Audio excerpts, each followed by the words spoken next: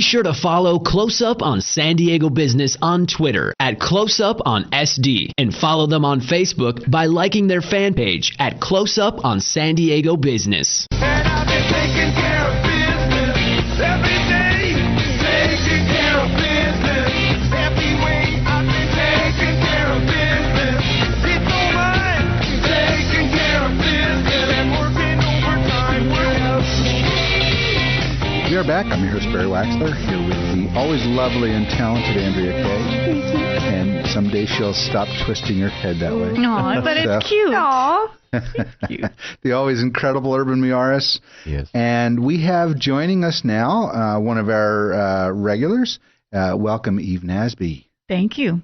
Be handsome and successful. Barry Waxler. Give it up. There it is. And cue the blush. There it is.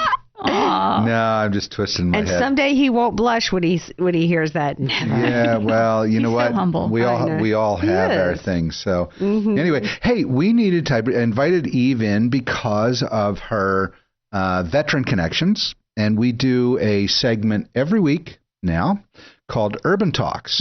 So Urban, we are here to talk about know your role as a business advisor today.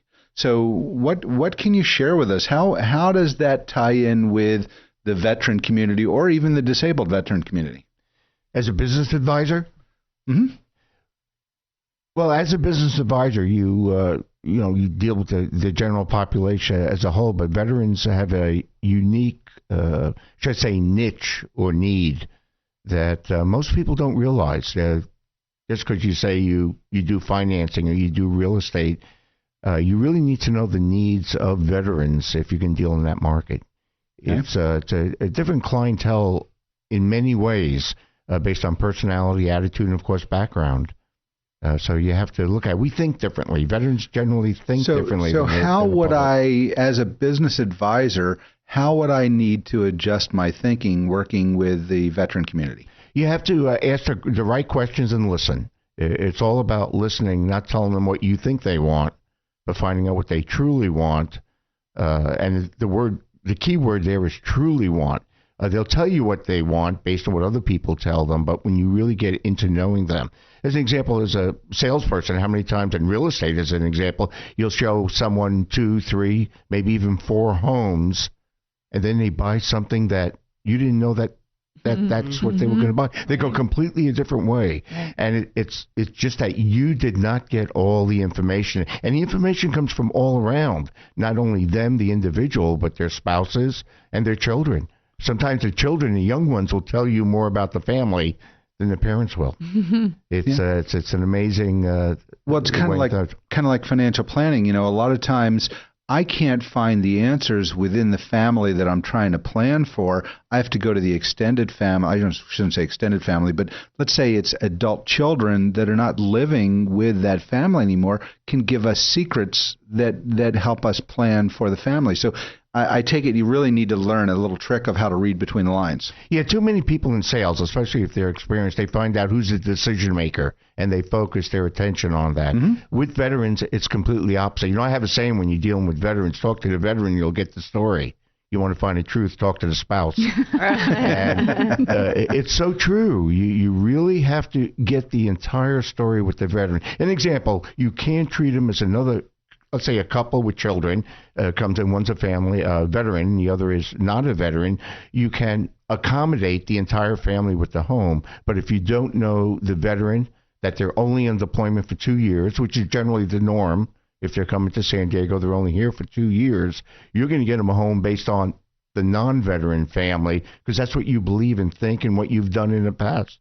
You don't know. And, of course, their rank has a lot to do with it, not only for income, but their attitude towards things. Yeah. Well, it brings up a thought. And if I'm sitting there talking to your average everyday family today in a planning environment, I'll look down and I'll see who's the breadwinner, who's the homemaker, who's doing what part of the job, and I'll pretty much find almost on a regular basis that the wife.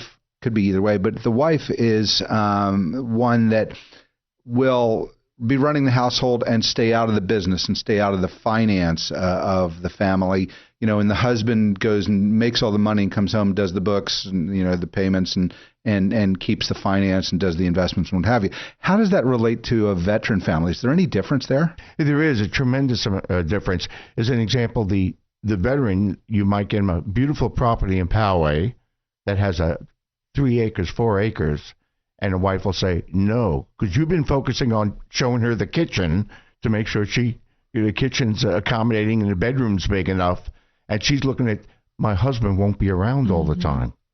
He might only be here 6 months and then off on deployment. It's completely different attitude and approach in dealing with the veteran market. Right.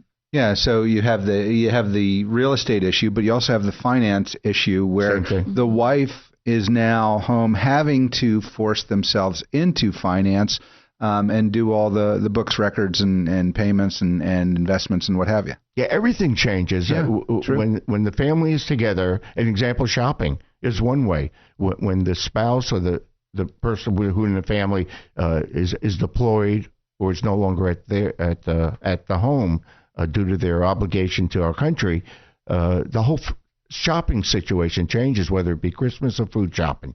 Everything changes dramatically. It's interesting because that's a complete shift of thought process. When I'm sitting there working with somebody and I don't even stop to think about it. When you work in financial services, do you say, are you a veteran? Or, that's just not a question you typically ask. They don't ask. And I see that all the time with surveys and questions. They always forget, are you a veteran or not a veteran? Because it has a lot to do in salesmanship, knowing that that's just one key of many keys you need to do in a salesman. Great. Well, I look forward to finding the next topic in Urban Talks. So we're going to work on building this out in a nice podcast series and get it out there. Okay. So awesome. Great. Wonderful.